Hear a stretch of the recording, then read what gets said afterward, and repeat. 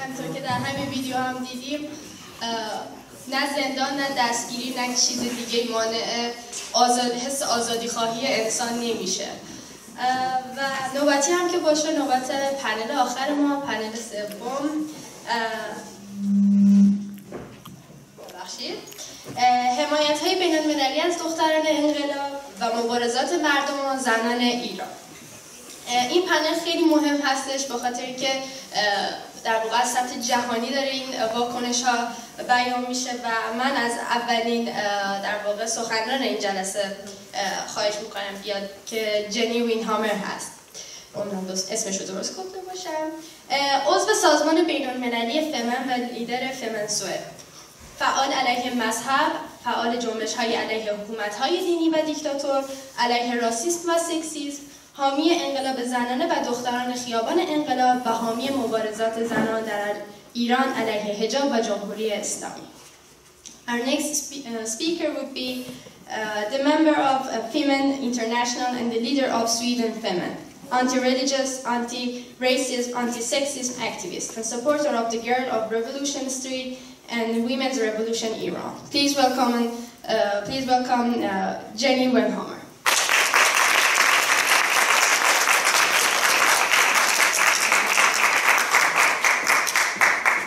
Thank you. So I think from everything you've been saying tonight, the only thing I understood was maybe engelab and vida Mohammed. And I would like to call my speech "Be Free or Be a Slave," or "Be a Slave, but then be a slave in resistance." I am a humble feminine activist in respect to you and the struggle women before me has taken, making the struggle for me to make it able to stand here saying my opinion freely. I tell you this with mixed feelings of great admiration for the women, men and trans people before me, and with worried hopes for the future, as the political situation today in Sweden and the world do not fill me with optimism.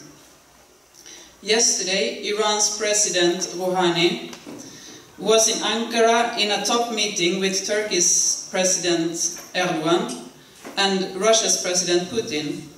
These three men together decided to name their joint brutal forces in Syria, including the continuous genocide on Kurds, as a humanitarian aid. The rule of dickheads as them, including Trump and many other patriarchs in the world who fancy dictatorship and the power, it keeps trending.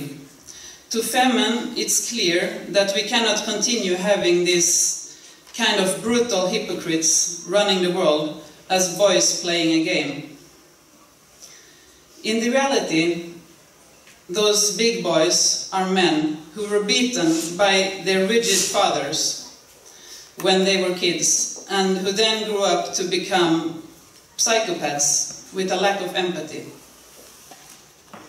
You see those racist men who in Sweden rip hijabs of Muslim women? It's the same kind of men who rip down women from the electrical posts along Revolution Street in Tehran when they protest the Islamist regime with their hair free and with the hijabs in the air. The kind of men who are in war against women's freedom. So this is why we in Femen oppose the hijab. Because the gender apartheid it represents was invented as an answer to male sexism, harassment, rape, violence and submission under a patriarch prophet and God, and under patriarchy in society. It's men who are obsessed with overwinning their own fear of disappearing and their fear of being questioned, who exercise these grandiosity delusions. They indulge in an unrealistic sense of superiority. the kind of superiority saying that boys are born with values and rights different from girls. They are patriarchy's handymen, upholding a hierarchy where the Lord is male, that we could already read about in the Bible, and where women are animals or objects to serve them and to be controlled. This sick view of oneself as better than others, in disdain for those made inferior, then justifies violence to extinguish freethinkers. With the use of violence, repressive dogmas and executions.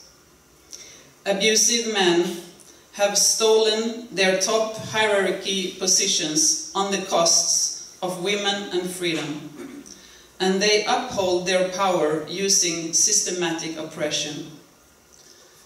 This is a phenomenon we see a lot of in Iran and Muslim majority cultures where political Islam has power. But it can be found everywhere, and I really mean everywhere. When Rouhani shook hands with Erdogan and Putin yesterday, they also agreed on fighting what they call the Western values. And this is a serious threat. Yet within the West, we are not free from patriarchy. The way women are not allowed to bear their hair as a man can, I am not allowed to bare my chest and breasts as a man can. And therefore, I as feminine and woman can easily relate to the struggle in Iran, even if it's on a different level. These similarities, I guess, are also the reason for why Femen Sweden has, since its beginning 5 years ago until today, with me standing here, been supported the most by Iranian human rights activists in Sweden. We recognize the same threat. We demand the same freedom. This month, April 2018, Femen International celebrates our 10 years anniversary, founded in Ukraine 2008, and after asylum abroad, continuing with the headquarters in Paris. I think the first Femen action against Islamist oppression in Iran took place 2010 in Kiev in Ukraine. And since then we have made many actions and photos with or in solidarity with the fight for women's rights in Iran and other Islamist regimes. For example, with Alia El-Mahdi, Mariam Namose and Farida Arman, and with several other women from Muslim majority cultures. Oh, and Veronica too.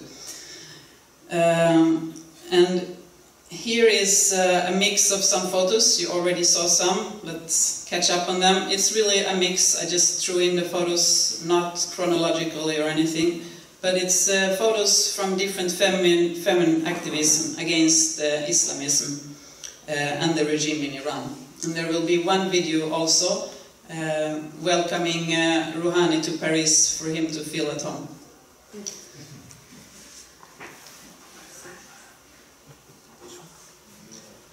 Here is the painting that has just been in Paris with Farida that I made. This is Femen Germany.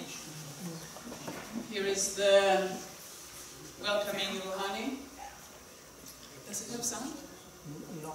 No sound. Okay. So we had activists hanging from the bridge, so Rouhani was still welcome.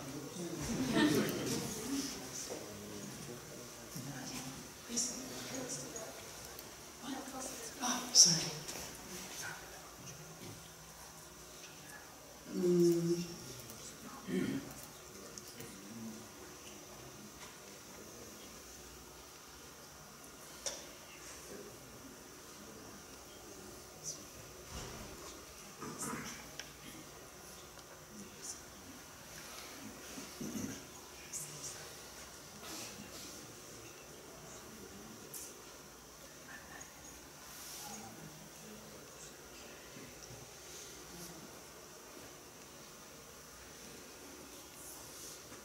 So I can say that what we fight in Femen is the sex industry, theocracies, dictatorship, and also racism and homophobia, and basically everything that patriarchy tries to impose on us. There's more photos from Femmen in Germany. For Rehane.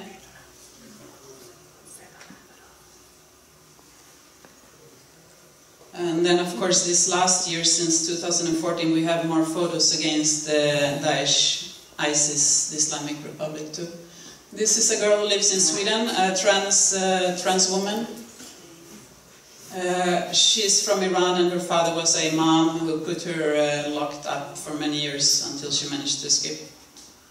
Also living in Sweden, from Iran. You know this artist? Yeah. This was when we made a satire on ISIS recruiting jihadis in Gothenburg. They could get 7 extra virgins that day. It was a special offer.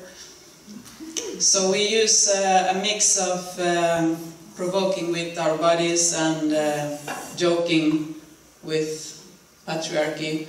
Here are some of the bloopers from the photo we made against ISIS with Alia El-Mahdi.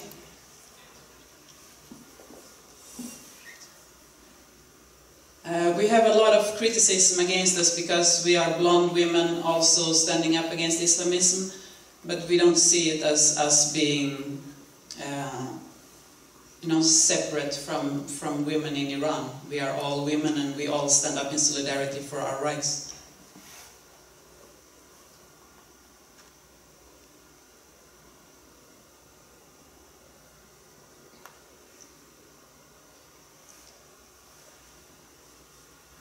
A lot of actions for Raif Badawi.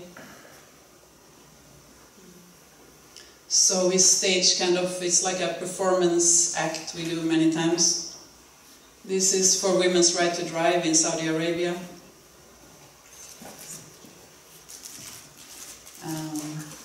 We play a lot with sexuality as it's something that is imposed on us, so we use it as a political argument instead.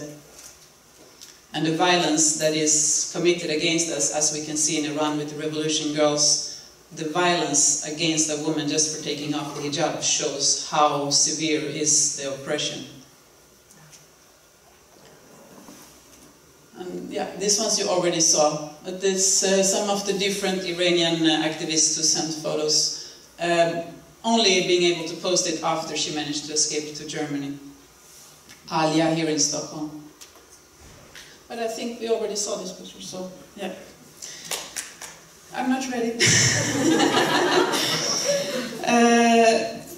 So this winter, with the uprising in Iran, Femmen Iran was born. And being feminine and alive in Iran means you have to hide. But thanks to internet and social media, the resistance can grow.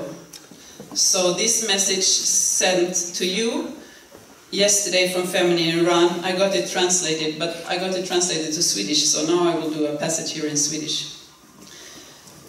Under många år ansåg vissa människor att kampen mot tvångsslöja inte är viktigt. Men i själva verket så är kampen för avskaffande av tvångsslöja den viktigaste kampen mot diskriminering och förtryck. Man tänker inte långt om man inte förstår betydelsen av denna rörelse som är mot en av de grövsta formerna av diskriminering och förtryck. Rätten till att välja sin klädsel är ett av de viktigaste stegen i kampen för frihet. Ovillkorlig frihet att välja sin klädsel är ett första steg att kämpa mot patriarkatets spelregler. Det som revolutionsgatans kvinnor gör motsvarar det första avgörande steget, och det är värt all hyllning i hopp att kvinnorna i Iran kan gå ut utan att vara rädda för moralpoliser. And then Marwa in Tunisia, who made a feminine photo recently in support of the girls of Revolution Street, also just sent her message and her greetings to the activists in Iran, as do we all in feminine activists. To the girls of Revolution Street in Iran, thank you for your bravery.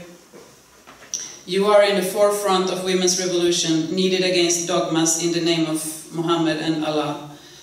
Femen support the girls of Revolution Street because freedom does not belong to anybody but ourselves.